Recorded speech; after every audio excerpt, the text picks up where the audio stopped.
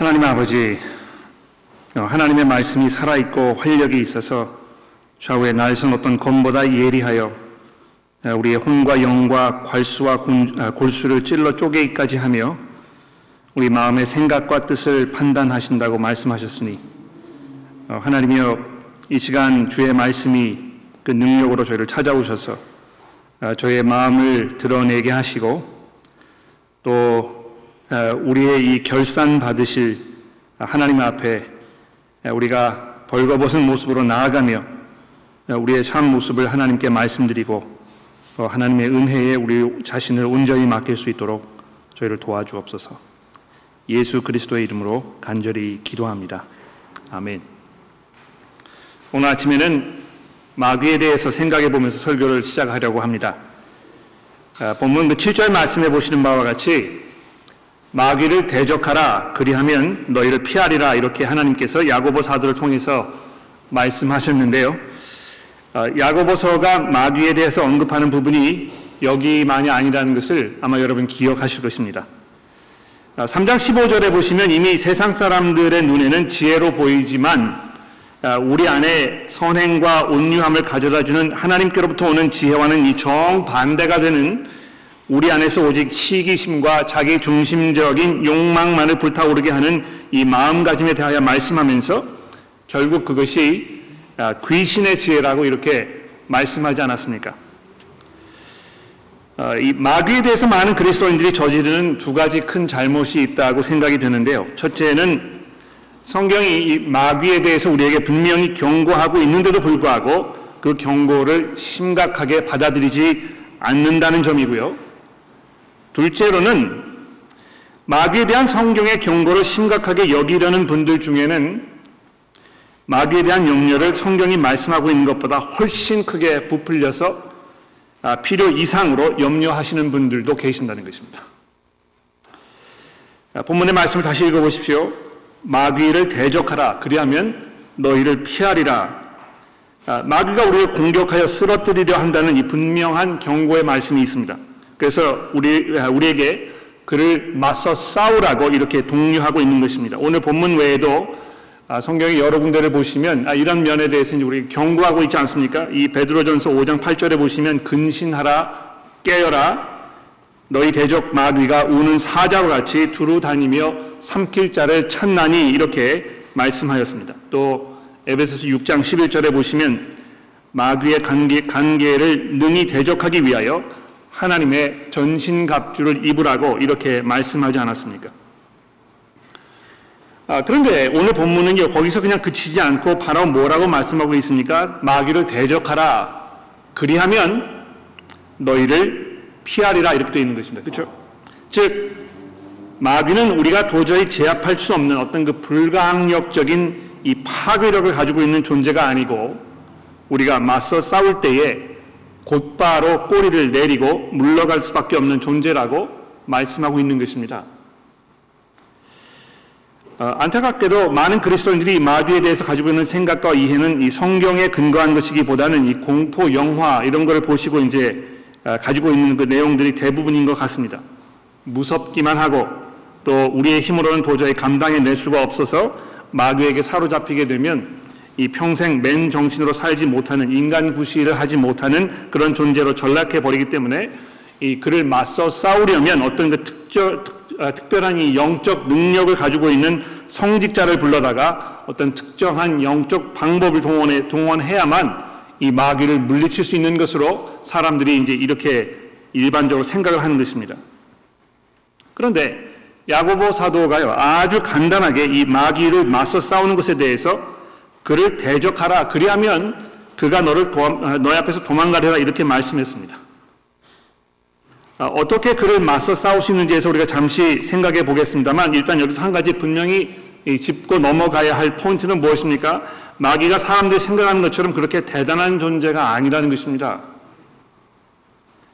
우리가 그를 맞서 싸우면 그는 곧 꼬리를 내리고 우리 앞에 도망칠 것이라고 야고보 사도가 분명히 말씀하고 있지 않습니까?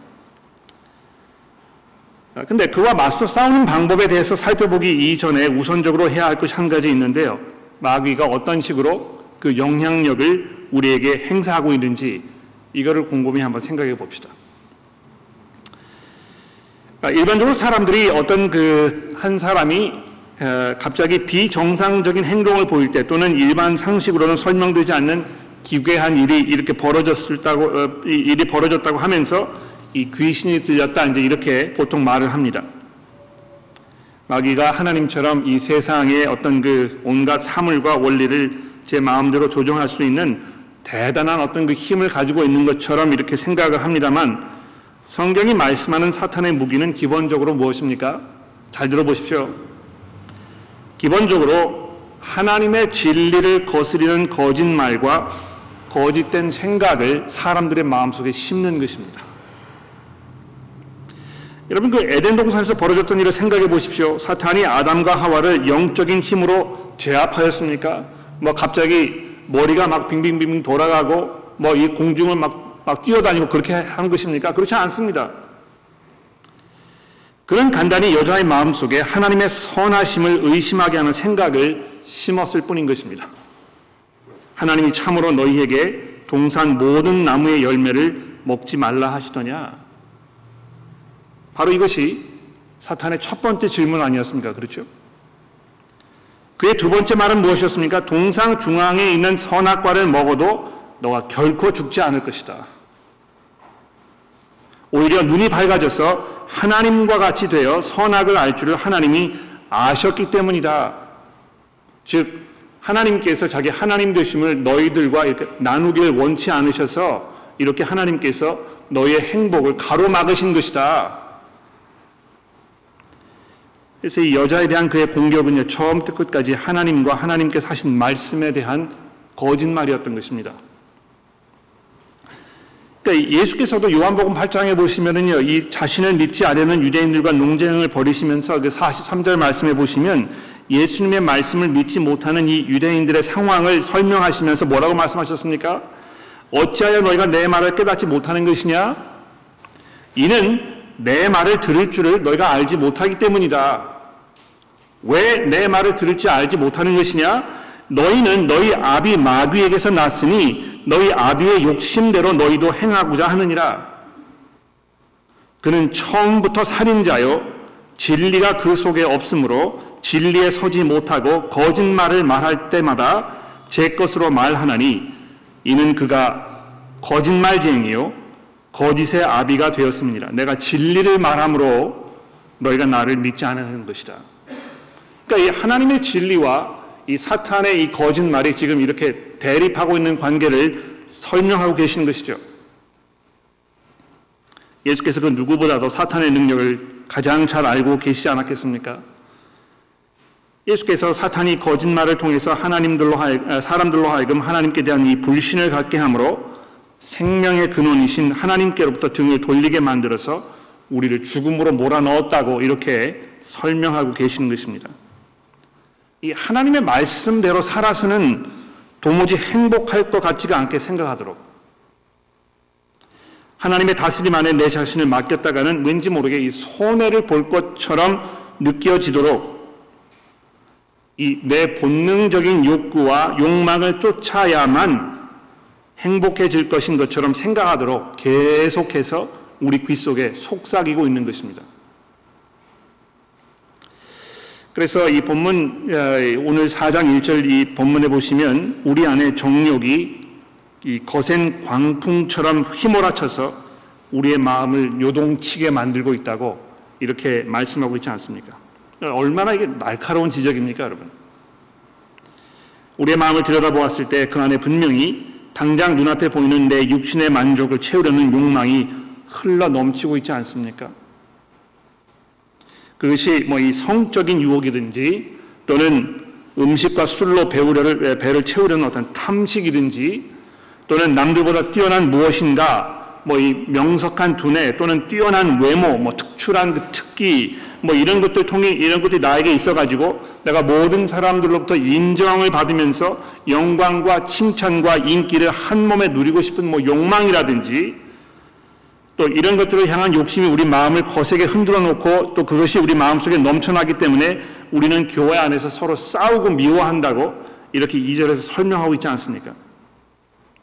이 사탄의 간교함이 얼마나 교모하게 우리 속에 침투하여 우리를 불행으로 만들고 우리 안에 분열을 조장하는지 모르는 것입니다.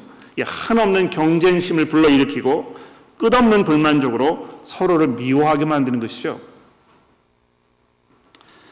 이 가정에서 남편은 아내에게 이 아내의 성격에 대하여, 아내의 외모에 대해서, 시댁 식구들을 살갑게 대하지 않는 것에 대해서, 자신을 충분히 존경하여 주지 않는 것에 대해서 불만을 터뜨립니다. 그렇죠? 아내는 남편의 경제적 능력에 대해서, 사회적 위치에 대해서, 아버지로서의 역할에 대하여 끊임없이 불만족을 가지고 살고 있기 때문에 결혼 생활에 이 바람 잘 날이 없는 것입니다. 이 작은 의견 차이가 순식간에 불덩이처럼 불어나서 서로를 향해서 얼굴을 붉히면서 마치 원수를 대하듯이 거친 말을 쏟아내는 일이 반복되면서 어느샌가 이혼을 생각하는 지경에까지 이르게 되면 사탄은 결국 자신의 목적을 달성한 것처럼 미소를 짓고 있을 것입니다. 그렇지. 그렇게 하는 것이 인생을 이 구렁텅이로 몰아가는 지름길이지. 하나님의 말씀을 듣지 아니하고 내 말을 듣고 계속 그런 식으로 살게 되면 뻔한 종착역이 있는데도 불구하고 마치 그것을 통해서 행복을 얻을 수 있는 것처럼 계속 거기에 귀를 기울이는 이 어리석음을 얼마나 하나님께서 안타까워 하시겠습니까?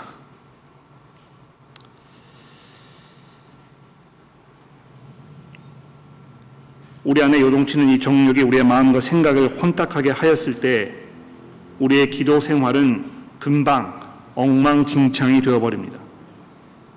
너희가 얻지 못하면 구하지 아니하기 때문이요 구하여도 받지 못함은 정욕으로 잘못 쓰려고 구하기 때문이라 이렇게 얘기하셨던 여러분이 2절과 3절의 말씀을 주의해 보십시오.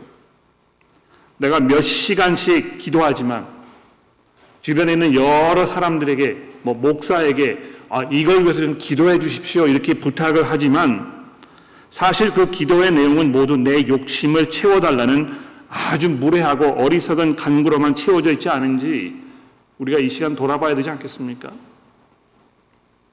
그러면서 하나님은 왜 내 기도를 응답하지 않으신지 모르겠다고 말하는 우리들의 그 어리석고 교만한 모습을 보면서 사탄은 자기의 목적을 달성한 것처럼 우리를 향해 미소를 짓고 있을 것입니다. 저 어리석은 인간들, 그것을 하나님께 달라고 저렇게 떼를 쓰다니 얼마나 통쾌한가. 야고보 사도는 이런 마음을 품고 사는 그리스도를 향해서 뭐라고 말씀합니까? 이 두 마음을 품어 모든 일에 정함이 없는 자라고 1장 8절에서 말씀했었습니다. 그리스도인이면서 두 마음을 품고 사는 것이 상당히 일반화되어 버린 것 같아요. 그렇지 않습니까? 많은 사람들이 너무 오랫동안 그것을 문제로 생각하지 않고 살아왔기 때문에 또 교회에서 목사들도 이것을 잘못으로 지적하기는커녕 오히려 그것을 부추기면서 사람들로 하여금 교회에 더욱 헌신하도록 만드는 이 도구로 사용해 왔기 때문에 많은 사람들이 그렇게 살아도 괜찮은 것으로 그냥 살아가고 있는 것 같습니다. 마귀의 거짓말에 자기 자신을 푹 담근 채 거기에 깊이 물들어서 그냥 살아가고 있는 것입니다. 그래서 야고보 사도가 사실 듣기에 매우 거북한 표현을 사용해서 우리를 질책하고 있지 않습니까? 4절 말씀을 보십시오. 이 가늠한 여인들아, 세상과 벗된 것이 하나님과 원수됨을 너희가 알지 못하느냐? 그런즉 누구든지 세상과 벗이 되고자 하는 자는 스스로 하나님과 원수되는 것이니라. 이 말씀이 혹시 나에게 하시는 말씀이 아닌지 피하지 말고 잘 한번 생각해 보시기를 바랍니다.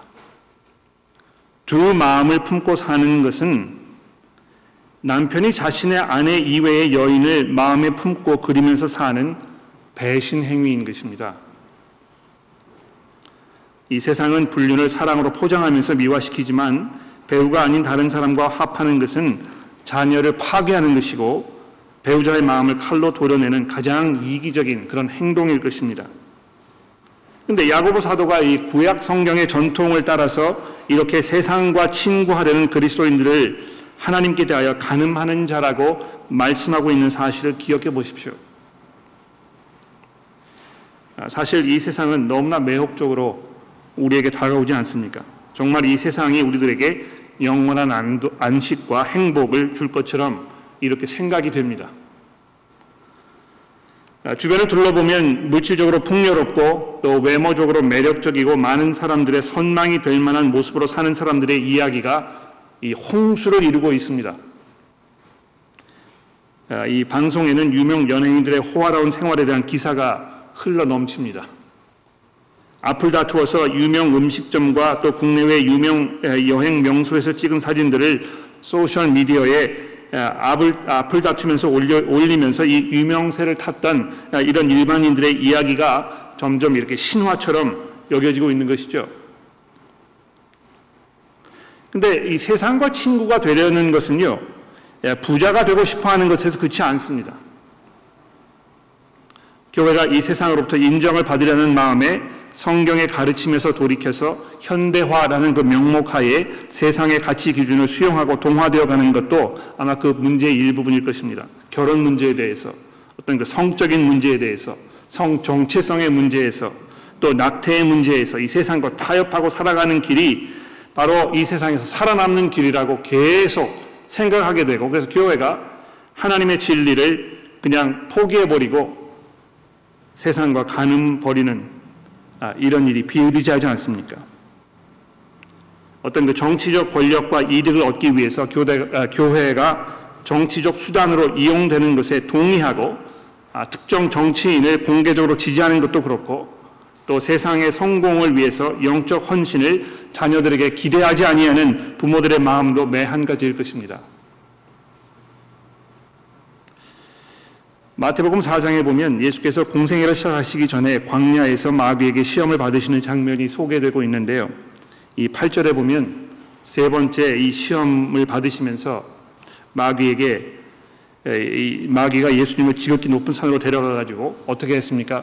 천하 만국과 그 영광을 보이면서 너가 내게 절하면 이 모든 것을 다 내가 너에게 주겠다.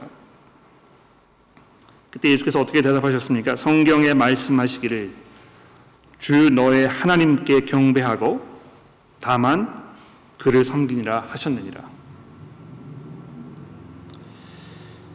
그래서 예수께서 이 마태복음 6장 24절에 뭐라고 말씀하셨습니까? 한 사람이 두 주인을 섬기지 못할 것이니 혹 이를 미워하고 저를 사랑하거나 혹 이를 중히 여기고 저를 경히 여김이라. 너희가 하나님과 재물을 겸하여 섬기지 못할 것이니라. 자, 이렇게까지 이야기를 하면 감히 누가 마귀의 유혹을 이기고 영적 싸움에서 승리하며 천국에 들어갈 수 있겠는가라고 한탄하실 분들이 계실 것입니다. 감히 누가 이 세상의 유혹들로부터 온전히 자유로울 수 있겠느냐고 반문하실 것입니다. 이 내 주는 강한 성이요라는 찬송가 가사에서 마틴 루터가 뭐라고 고백했습니까? 옛 원수 마귀가 이때도 힘을 써 모략과 권세로 무기를 삼으니 천하에 누가 당하랴. 이렇게 안타까워했듯이 우리가 도무지 감당할 수 없고 우리에게 도무지 승산이 없는 싸움을 우리가 무모하게 싸우려고 하는 것이 아닌가, 이렇게 반문하실지도 모르겠습니다. 제가 그 주중에 그 사이콜로지 심리학 여기 그 웹사이트에 들어가 가지고 불륜을 저지른 남편이 또 불륜을 저지를 확률이 얼마나 높은가에 대해서 이렇게 좀 검색을 해봤는데요. 한 번 불륜을 저지른 남편은 불륜을 아예 저지르지 않은 사람보다 이 불륜을 저지를 확률이 3배나 높다는 것입니다. 한 번 세상과 이렇게 간음 행위를 해가지고 거기에 마음을 둔 사람이 거기에 또 빠지고 계속해서 반복적인 실수를 저지를 확률이 점점 높아가지 않겠습니까? 야, 이런 상황 속에서 내가 이걸 어떻게 감당할 수 있겠는가? 그렇게 느끼신다면 여러분이 6절의 말씀을 통해서 마음속에 큰 평안과 위로와 확신을 누리시기를 바랍니다. 6절에 뭐라고 되어 있습니까? 그러나, 이 굉장히 중요한 말씀인 것 같아요. 그러나 더욱 큰 은혜를 주시나니. 그렇죠? 우리가 유혹을 받으면 받을수록, 그래서 더욱 위험한 상황에 빠져들면 들수록 하나님께서 어떻게 하신다고요? 우리에게 더욱 큰 은혜를 베푸신다는 것입니다. 매를 들어서 우리를 벌하시고 감당하기 어려운 요구를 어깨에 짊어지게 하여 끝없는 죄책감과 책임감 속에서 허우적거리면서 계속해서 자신을 비하하고 학대하면서 자포자기의 상태로, 영적 침체 상태로 빠져들도록 이렇게 하지 아니하시고요. 하나님께서 우리에게 더 큰 은혜를 베푸신다는 것입니다. 집에서 자녀들이 이래저래 기대에 미치지 못하면 보통 어떻게 하십니까? 너 도대체 누구를 닮아서 이것밖에 못하느냐, 이렇게 다그치지 않습니까? 누구누구 집 아이는 이런 걸 너무 쉽게 잘한다고 하는데 너는 왜 매사가 이 모양이냐? 어쩌면 그렇게 아빠한테 안 좋은 것만 배워가지고 그것밖에 못하느냐고 이렇게 다그치지 않습니까? 그러나 하나님께서는 우리를 향해서 그렇게 하지 아니하시고 우리에게 더 큰 은혜를 베푸신답니다.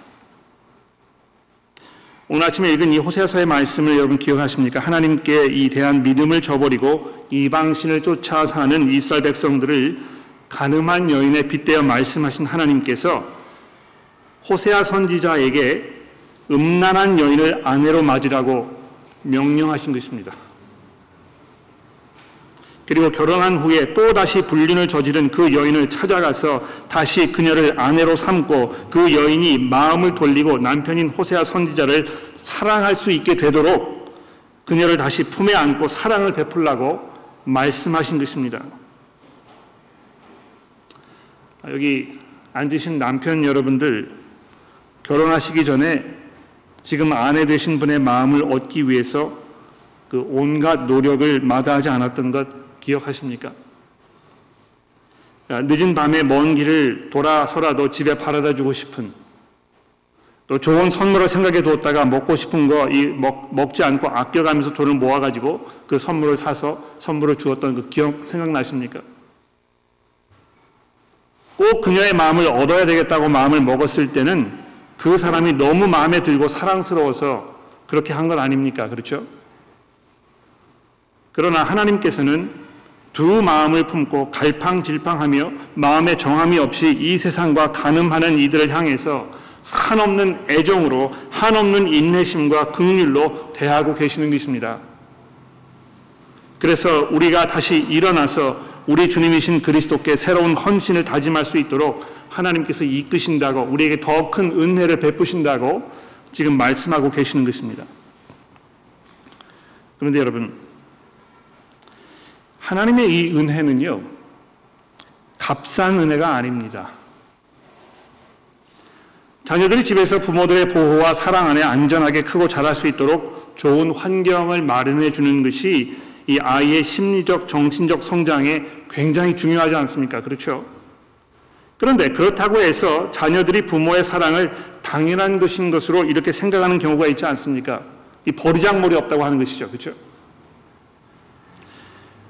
마찬가지로 하나님은 당연히 우리에게 은혜를 베푸실 것이라고, 그래서 죄 가운데 살아도 하나님은 어차피 용서하실 것이라고 이렇게 단정을 짓는 것입니다.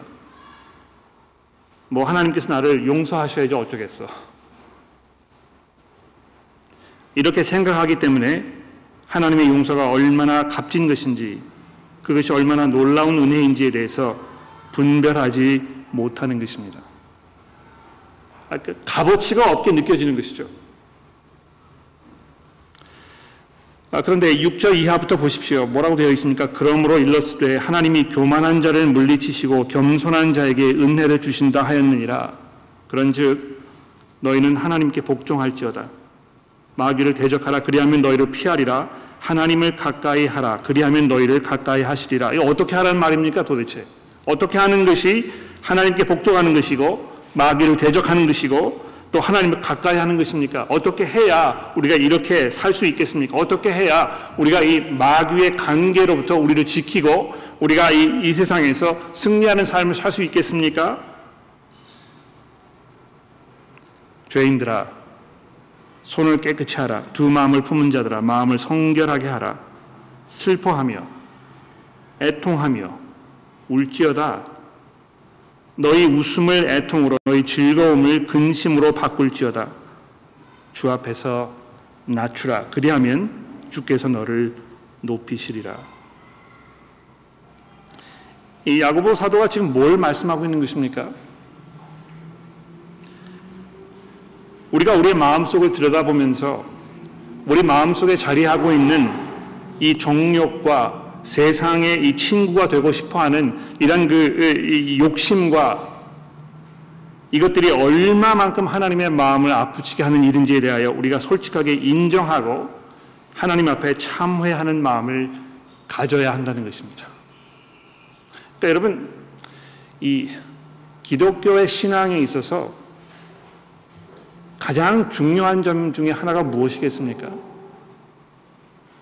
회개하는 것입니다. 이 회개라는 것은요, 그냥 처음 내가 예수를 믿기 시작하는 그 시점에서 한번 하나님께 하나님 죄송합니다. 내가 지금까지 잘못했는데요. 회개합니다.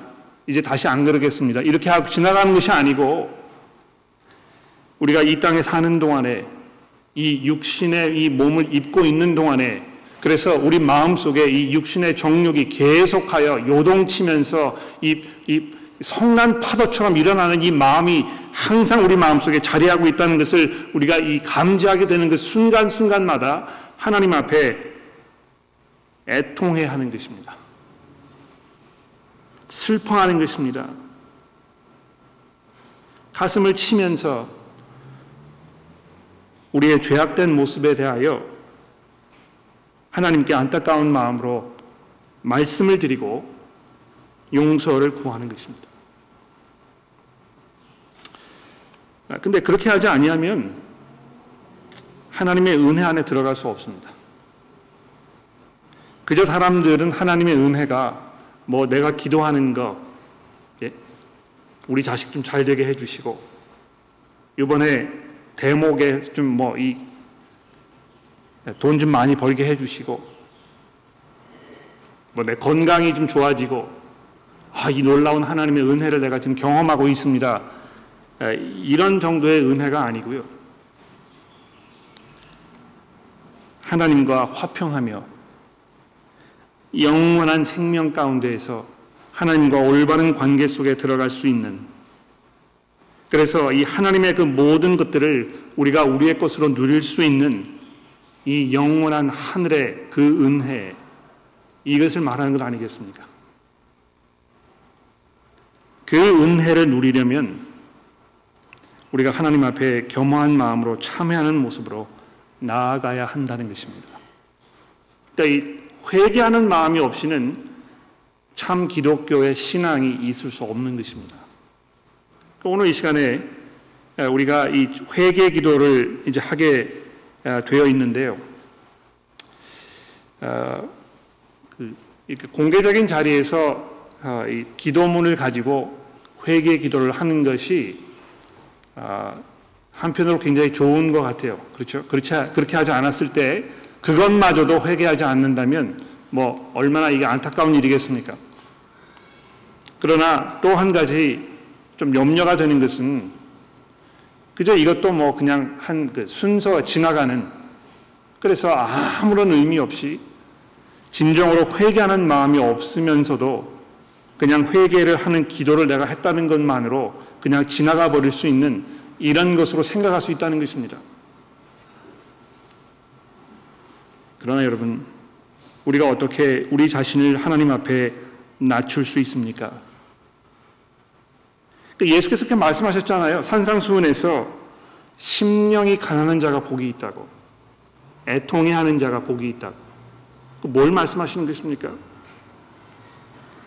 내 자신의 이 패역한 모습에 대하여 내가 하나님의 뜻에 따라 순종하면서 살지 못하고 이 세상과 계속해서 이 음란한 행위를 벌이려고 하는 마음이 내 가운데 깊이 자리하고 있다는 것을 우리가 인정하면서 하나님께 도우심을 간구하고 하나님의 용서를 구하려는 이 마음을 가지고 있는 것, 우리가 그렇게 하나님 앞에 나아갔을 때 하나님께서 분명히 우리를 높이실 것이라고 약속하고 있는 것입니다. 사랑하는 교회 여러분, 어떻게 우리가 마귀를 대적할 수 있습니까? 무슨 굿을 버려야 하는 것입니까? 부적을 몸에 달고 다녀야 하는 것입니까? 어떤 특정한 장소에 어떤 특정한 사람을 어떤 특정한 음식을 먹지 말아야 하는 것입니까? 어떻게 하면 우리가 마귀를 대적할 수 있습니까? 온전히 하나님의 은혜에 우리를 맡기는 것입니다. 이 복음의 약속이 우리에게 있지 않습니까? 그 누구도 우리를 그리스도의 사랑에서 끊을 수 없다고 이야기하는 이 복음의 약속 안에 우리를 맡기면서 그 하나님의 능력, 죽은 자를 무덤에서 일으키셨던 그 예수 그리스도 안에 작용하였던 그 하나님의 능력이 우리 안에 작용하여 마지막 심판날에 우리가 하나님 앞에서 거룩하고 흠없는 모습으로 나타날 수 있도록 우리를 안위하시는 그 하나님의 은혜 앞에 우리를 온전히 맡기는 것입니다. 그 방법 이외에는 우리가 이 세상에서 승리할 수 없을 것입니다. 이미 복음을 알고 있는 여러분과 제가 그 복음 안에 우리를 충분히 푹 젖어들도록 하고 그 안에서 이 평안과 위로를 누리게 되기를 간절히 기도합니다. 기도하겠습니다.